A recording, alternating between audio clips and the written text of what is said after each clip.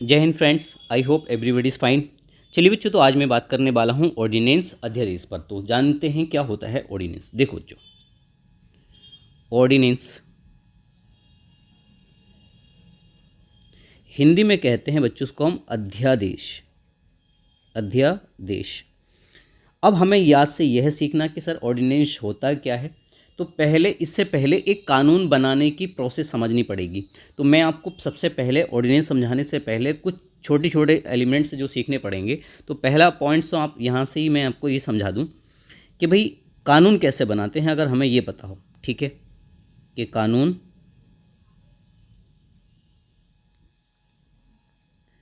कैसे बनाते हैं, एक बात तो ये पता हो। दूसरा हमें पता हो कौन बनाता है, कौन बनाता है। दूसरा क्वेश्चन हमारे पास में ये हो जाएगा। जब हम ये चीज़ जान लेंगे तब हम समझ पाएंगे अध्यादेश क्या होता है। तो मैं इसको थोड़ा डीप में समझाने वाला हूँ, समझिए। देखो बच्चों, कानून कैसे बनाया जाता है, अगर मैं इसकी बात करूँ कि कानून निर्माण की प्रक्रिया, तो सबसे पहला पॉइंट मैं यहीं से ले लेता हूँ। कानून निर्माण की प्रक्रिया, ठीक है बच्चों। यहाँ से हम जानेंगे कानून निर्माण की प्रक्रिया होती क्या है। होता क्या है बच्चों, सबसे पहले आपको ये जानना है कि जब भी हम कोई कानून बनाते हैं तो उसके लिए हमें लेकर आना है एक प्रस्ताव, ठीक है भाई। ये क्या मतलब है, उदाहरण मान लेते हैं भाई। कानून बनाने की प्रक्रिया में हम एक उदाहरण ले रहा हूँ मैं, जीएसटी का कानून बनाते हैं उदाहरण के तौर पे, ठीक है। मान लो हमें जीएसटी वाला कानून बनाना है, ठीक। तो कानून बनाने के लिए सबसे पहले क्या होता है, वो सबसे फर्स्ट प्रोसेस क्या है। तो पहली प्रोसेस में ये है कि हमें सर सबसे पहले रेडी करना पड़ेगा एक प्रस्ताव। ये इसको आप दस्तावेज या डॉक्यूमेंट समझ लीजिए, दस्तावेज या डॉक्यूमेंट्स, राइट। ये प्रस्ताव या डॉक्यूमेंट्स या दस्तावेज होता क्या है, कौन बनाता है। तो ये जो प्रस्ताव है या डॉक्यूमेंट्स है, इसको बनाएगा कौन, तो ये किसके द्वारा तैयार किया जाएगा। तो बाई के मतलब के द्वारा, बाई मतलब के द्वारा। तो एमपी, मैं केंद्र सरकार की बात कर रहा हूँ, केंद्र सरकार में तो एमपी बनाएंगे, द मेंबर ऑफ पार्लियामेंट। यानी कि एक तरह से कह सकते हैं कि सर राज्यसभा या लोकसभा के सदस्य। क्या इस बात से समझ जाएंगे आप। यानी कि कानून बनाने की प्रोसेस में सबसे पहले हमें एक प्रस्ताव लाना पड़ता है, वो प्रस्ताव बनाना पड़ता है। ये प्रस्ताव कौन बनाता है, तो संसद के सदस्य, द मेंबर ऑफ पार्लियामेंट। संसद के दो सदन होते हैं, राज्यसभा लोकसभा, दोनों में से किसी का भी सदन इस प्रस्ताव को, किसी का भी सदस्य इस प्रस्ताव को बना सकता है, ठीक है। अब जो एमपी हैं, जो संसद के सदस्य हैं, तो संसद के सदस्य भी दो तरह के होते हैं। ये सदस्य कितने तरह के होते हैं, दो तरह के। एक ऐसे एमपी होते हैं जिनके पास में मंत्री पद होता है। तो एक होते हैं मंत्री, जिसके पास मंत्री पद है, वो क्या होते हैं, वो मंत्री होते हैं, ठीक है। जो मंत्री हो गए एक तरफ, राइट। एक मैं कह रहा हूँ जिनके पास में कोई मंत्री पद नहीं है, तो इनके पास तो मंत्री पद है। मान लो भाई ये क्या है, इनके पास कोई मंत्री पद नहीं है, मंत्री पद नहीं है। यानी कि सर आप जानते हैं कि जितने भी आपको एमपी होते हैं, राज्यसभा या लोकसभा के सदस्य, सब लोगों को तो मंत्री नहीं बनाया जाता है, तो कुछ ही लोग मंत्री बनते हैं। तो एमपी दो तरह के इस वर्ग में रखा आपने, कि एक ऐसे मंत्री जिनके पास में, मतलब ऐसे एमपी जिनके पास मंत्री पद होता है, एक ऐसे एमपी जिनके पास मंत्री पद नहीं होता। संसद के वे सदस्य जिनके पास में मंत्री पद होता है, उनको संसद का सरकारी सदस्य कहा जाता है। तो ये संसद के कैसे हैं सर, ये संसद के सरकारी सदस्य हैं, संसद के सरकारी सदस्य, ठीक। यानी कि बे मंत्री या बे एमपी संसद के जिनके पास मंत्री पद होता है, तो उनको कहा जाता है संसद का सरकारी सदस्य, संसद का सरकारी सदस्य। और जिनके पास में मंत्री पद नहीं है, तो इनको कहा जाता है बच्चों संसद का गैर सरकारी सदस्य। आई होप आपको ये बात समझ में आई होगी, ठीक है।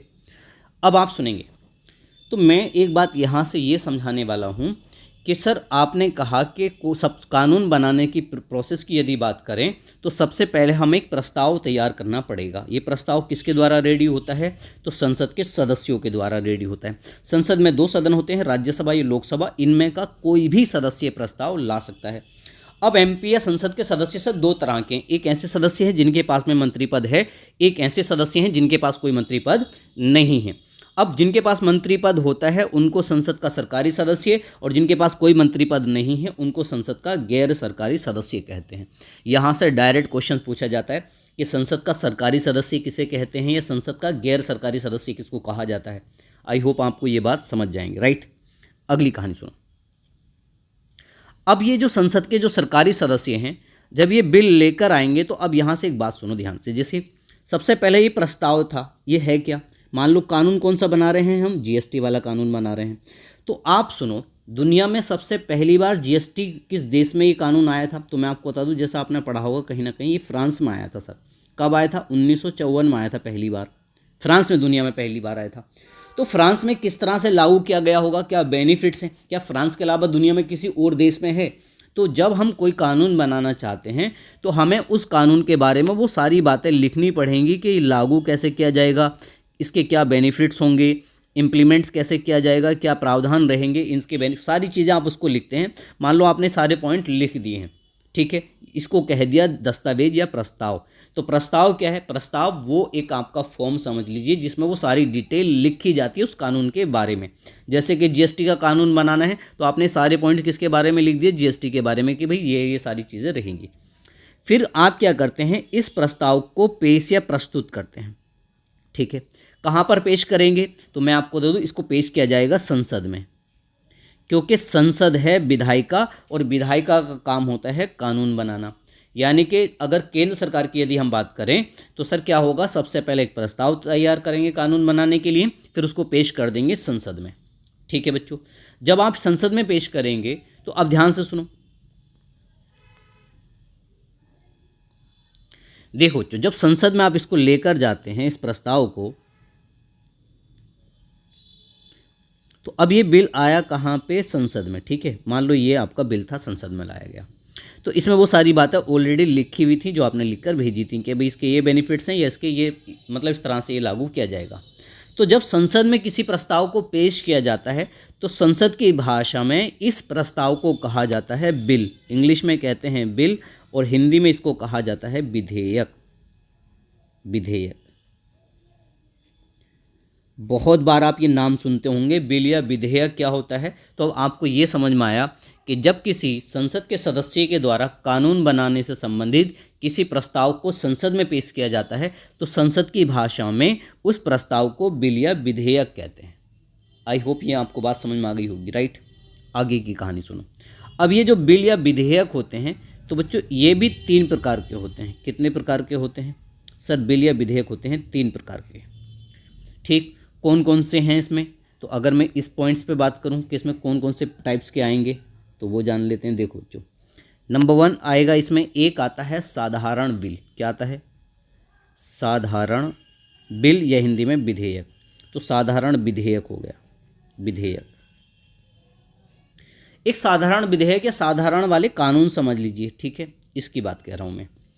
साधारण जो विधेयक होते हैं बच्चों, अब ये कैसे कानून हैं, तो जैसे आपको मैं बता दूं, उदाहरण के तौर पे 3 तलाक वाला बिल ले लो, 3 तलाक, इस तरह के जो कानून होते हैं ये साधारण बिल होते हैं, ठीक है। एक बिल तो ये हो गए, राइट। दूसरे जो टाइप्स के इसमें बिल आते हैं बच्चों वो होते हैं वित्तीय बिल। कौन से होते हैं, वित्तीय बिल, वित्तीय बिल या विधेयक।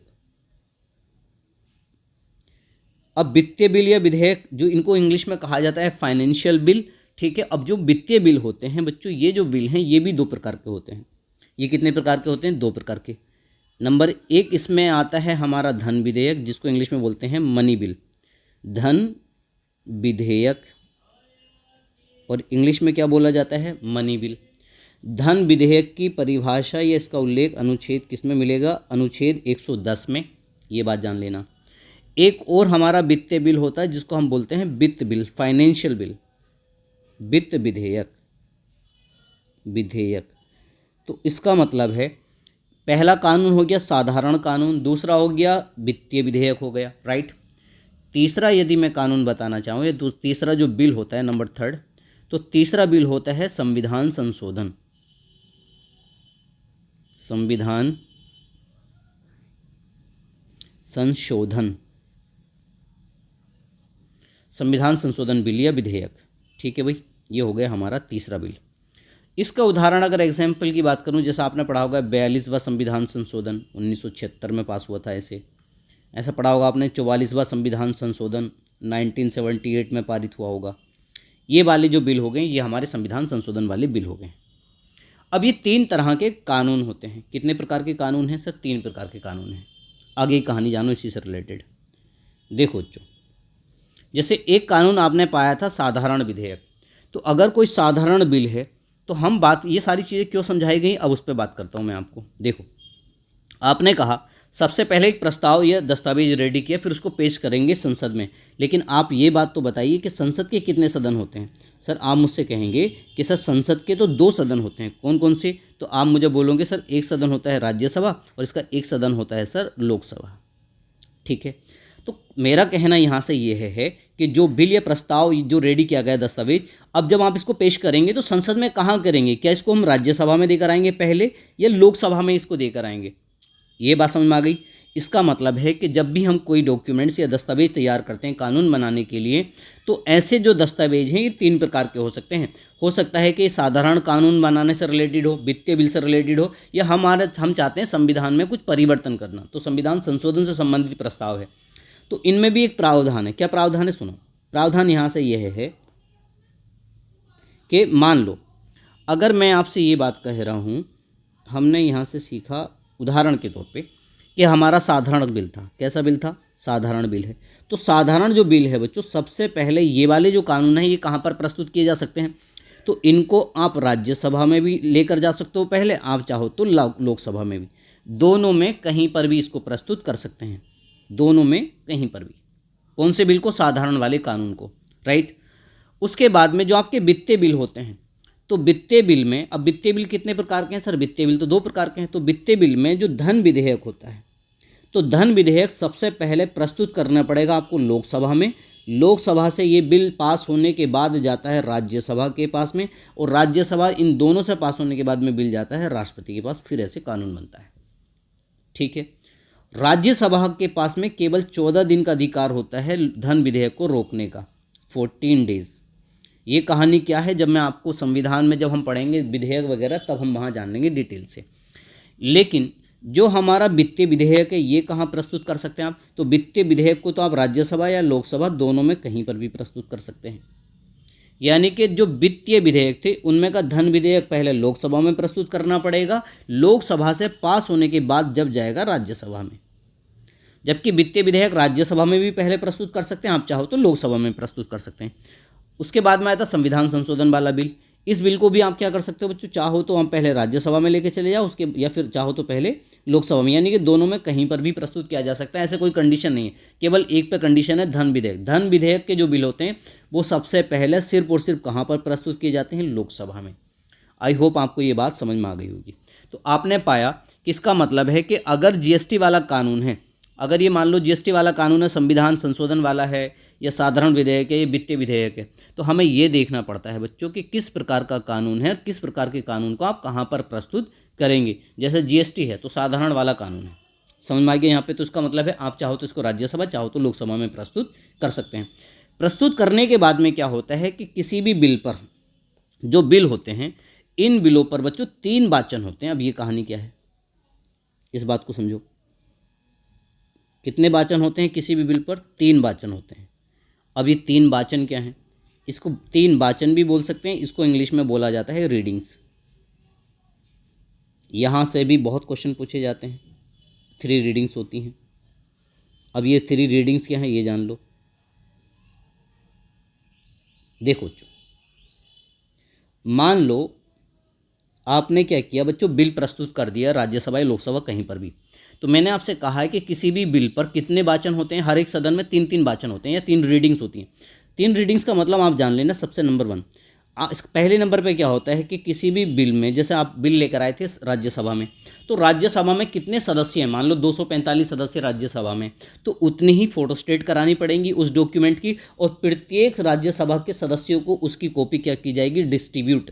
तो ये होता है बिल का प्रथम वाचन। यानी कि एक तरह से कह सकते हैं कि पहले वाचन में क्या होता है? बिल प्रस्तुत करना। बिल प्रस्तुत करना, ये हो जाएगा प्रथम वाचन। समझिए, तो पहले वाचन में मतलब प्रत्येक सदस्य को उसकी कॉपी देना, फिर वो क्या करेंगे, हर एक सदस्य उस बिल को ध्यानपूर्वक पढ़ेगा और यदि उसको लगता है कि इस कानून में ये वाली लाइन नहीं होनी चाहिए तो वो उसमें संशोधन की मांग कर सकता है या फिर वो अपना सजेशन दे सकता है कि यहाँ पर इस चीज़ को और ऐड कर लीजिए।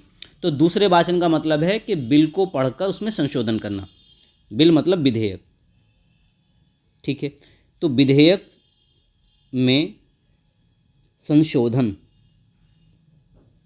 तो विधेयक में संशोधन का क्या मतलब था कि हर एक सदस्य है सर उस विधेयक को, इस कानून को ध्यानपूर्वक पढ़ेगा, पढ़ने के बाद उस पर यदि उसको लगता है कि कुछ प्रावधान हटाने हैं तो वो हटाने की मांग करेगा, कुछ प्रावधान जोड़ने हैं तो जोड़ने की मांग करेगा, इसमें ये होता है।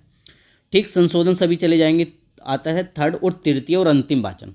तृतीय वाचन में क्या होता है कि अब विधेयक में मान लो कि सभी सदस्यों में से कुछ सदस्यों ने कहा कि जैसे इसमें से ये चीज़ जोड़ दो, कुछ कह रहे हैं कि ये हटा दो, ये जोड़ दो, ये हटा दो, इस तरह से। तो जितनों ने ये डिमांड की अब इनको लेकर होगा मतदान या वोटिंग। तीसरे वाचन का मतलब होता है बिल को पारित करना। तो थर्ड में क्या आता है सर, बिल को पारित करना। अब सुनो, बिल को पारित करने का क्या मतलब होगा कि बिल पर अब वोटिंग होगी। भाई वोटिंग में कैसा होता है, तो वोटिंग के लिए कहा जाता है कि 2/3 सदस्यों से बिल क्या होना चाहिए, पारित होना चाहिए। ठीक है, तभी इतने सदस्य जिस साइड हो जाएंगे वही बिल माना जाएगा। यदि वो इतने सदस्य कहते हैं कि ये बिल पारित ही नहीं होगा, ये बिल खराब है, हटा दो, तो ये बिल कैंसिल हो जाएगा। यदि 2/3 सदस्य कहते हैं नहीं ये बिल बहुत बढ़िया है, इसको पारित करना है, अगर उन्होंने अपनी सहमति दे दी तो कानून यहाँ से एक सदन से तो पास हो जाएगा। सर मान लो किसी सदन में ऐसा हो कि सर 50% लोग चाहते हैं कि ये बिल आए, यदि 50% लोग चाहते हैं कि ये बिल नहीं आए, तब ऐसे में निर्णय कैसा होगा। तब ऐसी कंडीशन में जो निर्णय लिया जाता है, तो जैसे मान लो उदाहरण के तौर पे ये काम हो जाए राज्यसभा में, तो राज्यसभा का जो अध्यक्ष होगा, जो कि राज्यसभा का सभापति जो होता है, तो ये अपना वोट डालेगा और ये अगर हाँ के पक्ष में डालेगा तो कानून बन जाएगा, ना के पक्ष में डालेगा तो कानून नहीं बनेगा। इसीलिए ये जो हेड का जो वोट डाला गया है इसको कहा जाता है निर्णायक मत। किसके पास होता है, तो निर्णायक मत होता है सदन के अध्यक्ष या हेड के पास में। आई होप आपको इस तरह से ये बात समझ में आ गई होगी।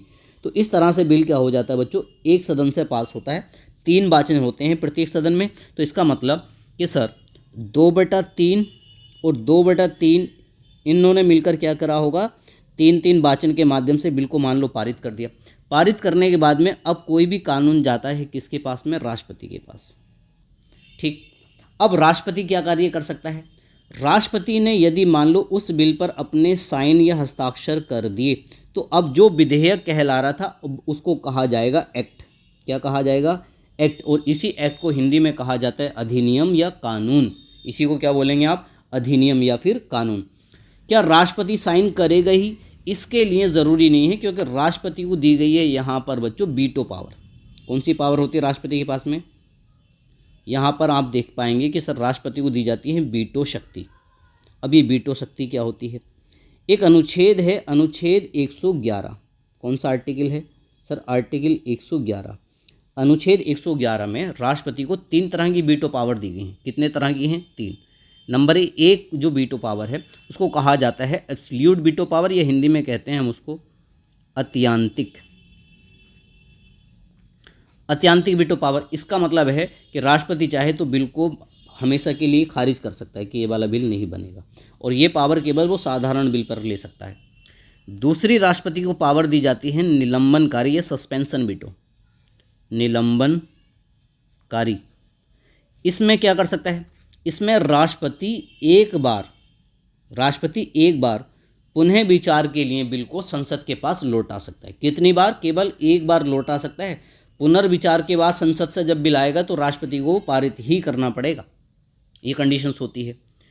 तीसरा वाचन जो, या मतलब तीसरी जो पावर होती है तो उसको कहते हैं हम जेबी वीटो पावर। जेबी वीटो, इसको जेबी वीटो भी कहते हैं, पॉकेट वीटो भी कहते हैं। पॉकेट वीटो ये वाली पावर होती है। इस पावर में क्या होता है, अब सुनो, जैसे मान लो सर, मान लीजिए एक कंडीशन तो ये है कि राष्ट्रपति ने यदि बिल पर साइन कर दिए तब तो वो बन गया सर कानून या अधिनियम। ठीक है भाई, कानून या अधिनियम। अगर राष्ट्रपति ने साइन कर दिए तो कोई प्रॉब्लम है ही नहीं फिर तो। यदि मान लो राष्ट्रपति साइन ना करना चाहे तो क्या क्या कर सकता है, या तो बिल को सर समाप्त कर सकता है, इसके लिए राष्ट्रपति को कौन सी पावर दी गई है? अत्यांतिक या एब्सोल्यूट वीटो। ये पावर कौन से बिलों पर जारी मतलब यूज़ करता है राष्ट्रपति? तो साधारण विधेयक पर। कौन से विधेयक पर? साधारण बिल पर। एक बात तो ये है कि बिल का अस्तित्व समाप्त कर सकता है।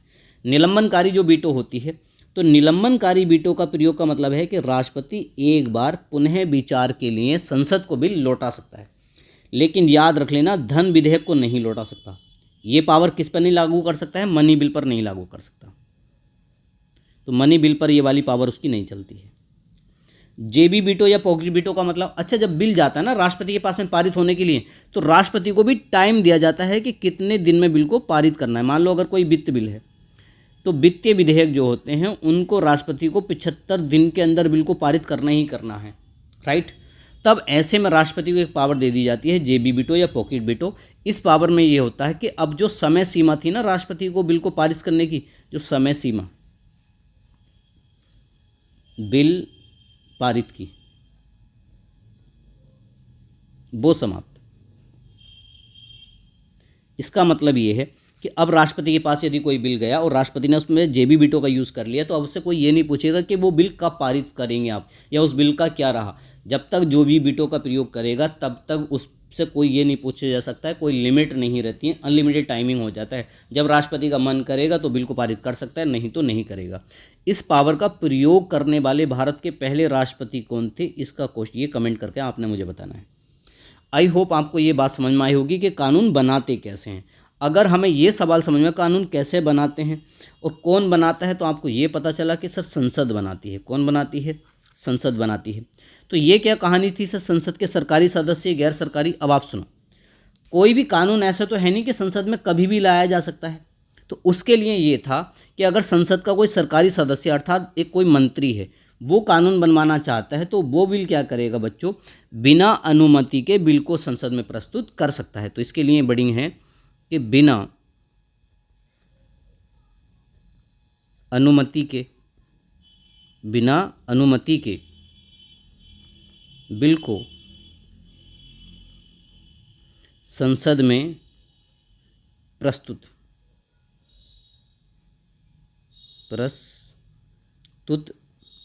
कर सकता। यानी कि इसका मतलब है कि अगर कोई ऐसा मंत्री है, मतलब कोई संसद का ऐसा सदस्य है जिसके पास में मंत्री पद है, तो वो बिना परमिशन किससे परमिशन? राज्यसभा में राज्यसभा के सभापति से, लोकसभा में लोकसभा के अध्यक्ष से उसे परमिशन लेने की आवश्यकता नहीं है। वो बिल क्या कर सकता है? डायरेक्ट इस तरह से प्रस्तुत किया जा सकता है। अब संसद का जो गैर सरकारी है, मतलब ऐसा एमपी है जिसके पास में कोई मंत्री पद नहीं है, तो इसे के लिए क्या कंडीशन है? तो बच्चों इसको 1 मंथ पहले, 1 महीना पहले क्या करनी पड़ेगी बच्चों? 1 महीना पहले अनुमति लेनी पड़ेगी। अनुमति लेनी, वो भी किस पर? ओनली धन विधेयक पर। धन विधेयक पर इसको 1 महीने पहले अनुमति लेनी पड़ेगी। उसके बाद में ये बिल को क्या कर सकता है? संसद के सामने प्रस्तुत कर सकता है। संसद की भाषा में किसी भी प्रस्ताव को कहा जाता है बिल या विधेयक। बिल या विधेयक 3 प्रकार के होते हैं: साधारण, वित्तीय विधेयक और संविधान संशोधन विधेयक। साधारण विधेयक को हम सर राज्यसभा लोकसभा दोनों में कहीं पर भी प्रस्तुत कर सकते हैं, जबकि वित्तीय बिलों में धन विधेयक पहले लोकसभा फिर राज्यसभा में जाता है। जब भी किसी सदन में बिल जाता है तो उस बिल पर किसी भी सदन में 3 वाचन होते हैं। पहले वाचन में बिल को सब लोगों को वो फॉर्म दिया जाता है, दूसरे में लोग उसको पढ़कर उसमें संशोधन करते हैं, तीसरे में उस पर क्या होते हैं? मतदान होते हैं। और निर्णायक मत कौन लेता है? दोनों सदनों के अध्यक्ष। राज्यसभा में राज्यसभा का सभापति, लोकसभा में लोकसभा का अध्यक्ष। दोनों सदनों से 2/3 से बिल पारित होने के बाद में या पास होने के बाद बिल किसके पास जाता है? राष्ट्रपति के पास। और यदि राष्ट्रपति ने उस पर अपने साइन कर दिए तब तो वही आपका जो बिल था अब वो यहाँ पर बन जाता है एक्ट। उदाहरण के तौर पर आपको याद होगा कि जब नागरिकता से संबंधित कानून आया था तो पहले उसको हम बोलते थे CAB, citizenship amendment bill. Citizenship amendment bill. जब ये राष्ट्रपति ने इस पर अपने साइन कर दिए तो ये CAB से क्या बन गया था? ये CAA बन गया था, citizenship amendment act. Citizenship amendment act. तो CAB का मतलब था बिल और A का मतलब था यहाँ पर अमेंडमेंट एक्ट, अर्थात राष्ट्रपति ने इस पर क्या कर दिए थे? अपने साइन। इस तरह से तो कानून बनाने की प्रोसेस तो इस तरह से समझ में आ गई। अब एक बात सुनो, नेक्स्ट कहानी क्या है सर? कहानी ये है आपको ये पता होगा कि जो राज्यसभा और लोकसभा के कार्यकाल की बात करूं तो देखो, हमारे पास में सदन है संसद, कितने सदन है सर? 2 सदन है। एक सदन तो है इसका राज्यसभा, ठीक है, एक सदन है बच्चों इसका लोकसभा। लोकसभा। अब मुझे बताओ, कोई पूछे कि राज्यसभा का कार्यकाल कितने दिन का होता है? राज्यसभा का कार्यकाल, तो इसका कार्यकाल होता है अनिश्चित, कोई फिक्स कार्यकाल नहीं होता। जब से राज्यसभा बनी है अभी तक चल रही है। लेकिन लोकसभा का कार्यकाल अगर आपसे पूछे इसका कार्यकाल कितना होता है, तो आप बोलेंगे सर इसका कार्यकाल तो 5 वर्ष का होता है। तो लोकसभा का कार्यकाल 5 वर्ष का होता है, जबकि राज्यसभा का कोई कार्यकाल फिक्स नहीं होता। इसका मतलब है कि हर 5 साल में लोकसभा क्या हो जाएगी? समाप्त। तो जब हर एक प्रत्येक 5 वर्ष में लोकसभा समाप्त हो जाएगी, अब मान लो आज लोकसभा क्या हो गई? समाप्त हो गई है, ठीक, उदाहरण के तौर पे आज लोकसभा समाप्त हो गई और हमें 10 दिन बाद कानून बनाने की ज़रूरत पड़ जाए, और जबकि नई लोकसभा को बनने में भी 6 महीने लगेंगे। कितने मंथ्स लगेंगे? तो हम 6 महीने का वेट ना करते हुए और कानून बनाना पड़ जाए हमें अचानक ही, तो आपातकाल में अगर हमें कानून बनाना पड़े, आपातकाल है मतलब बहुत ज़्यादा इमरजेंसी के कानून बनाना ही बनाना है। और प्रॉब्लम ये है कि संसद के दोनों सदन है नहीं, संसद के जो दोनों सदन हैं, दोनों सदन है ही नहीं, क्योंकि लोकसभा है नहीं। तब ऐसे में क्या होता है, जबकि कानून बनाने के लिए हम प्रस्ताव तैयार करते हैं, फिर उसको हम संसद में पेश करते हैं, और संसद के 2 सदन होते हैं, राज्यसभा और लोकसभा, और इस तरह से दोनों से पारित कराने के बाद में 2/3 से राष्ट्रपति पे भेज देते, राष्ट्रपति साइन कर देता, तो वही कानून बन जाता है। ये प्रोसीजर हम फॉलो करते हैं। जबकि लेकिन जब ऐसा हो कि जब लोकसभा ना हो, ठीक है, जब लोकसभा नहीं है, कानून बनाना ज़रूरी हो, तो संसद में बिल जाएगा ही नहीं। फिर संसद में बिल ना ले जाकर जिसने भी बिल बनाया है, तो मंत्रिमंडल के किसी मंत्री ने मान लो ये बिल बनाया होगा, तो उसी बिल पर यहीं पर राष्ट्रपति क्या करेगा? अपने साइन कर देगा। जब राष्ट्रपति इस पर साइन करेगा, तो इस तरह से बने हुए कानून को ही कहा जाता है अध्यादेश। अध्यादेश, आधा आदेश, अध्यादेश मतलब अर्ध कानून, ये है बच्चों अध्यादेश। सर हमने यहाँ पे ये है सीख लिया। पॉइंट नंबर 1, अगर सवाल हमसे ये आ जाए कि अध्यादेश जारी करने की शक्ति किसके पास में है, तो केंद्र के बारे में यदि हमसे पूछेगा तो केंद्र में अध्यादेश जारी कौन कर सकता है? सर केंद्र में तो कर सकता है राष्ट्रपति। कौन कर सकता है? सर केंद्र में राष्ट्रपति। कौन से आर्टिकल के तहत? अनुच्छेद 123 के तहत। हमसे कोई पूछेगा सर राज्यों में राज्य अध्यादेश कौन जारी करता है, तो राज्यों में अध्यादेश जारी करने का अधिकार सर किसके पास होता है? सर राज्यपाल के पास में होता है। और कौन से आर्टिकल के तहत में? अनुच्छेद 213 के तहत। एक तो हमने ये बात सीखी। दूसरा, जब हमसे कोई ये पूछेगा कि भाई अध्यादेश या ऑर्डिनेंस कब आता है, तो ऑर्डिनेंस यानी कि अध्यादेश। तो कोई हमसे जब ये पूछेगा सर अध्यादेश कब लाते हैं, तो आप यहाँ पर लिख सकते हैं कि अध्यादेश उस स्थिति में जारी किया जाता है जब संसद के दोनों सदन सत्र में ना हो, यानी कि अध्यादेश उस स्थिति में जारी किया जाता है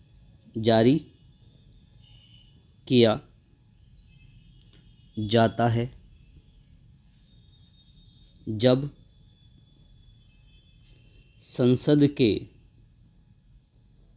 संसद के दोनों सदन सत्र में ना हो। सत्र में ना होने का मतलब, सत्र का मतलब यानी कि जब दोनों सदन की बैठकें नहीं चल रही हैं, दूसरा सदन भंग होया हुआ है, उसका वापस सिलेक्शन होगा, फिर से उसकी शुरुआत होगी, उस कंडीशन में। अब यहाँ से एक और तथ्य पूछा जाता है, क्या राष्ट्रपति अध्यादेश जारी अपनी मर्जी से कर सकता है क्या? तो यहाँ से दूसरा तथ्य मैं लिख रहा हूँ, तो याद लिख लेंगे। तो आर का मतलब है राष्ट्रपति, समझ लेना कि राष्ट्रपति की अध्यादेश जारी करने की शक्ति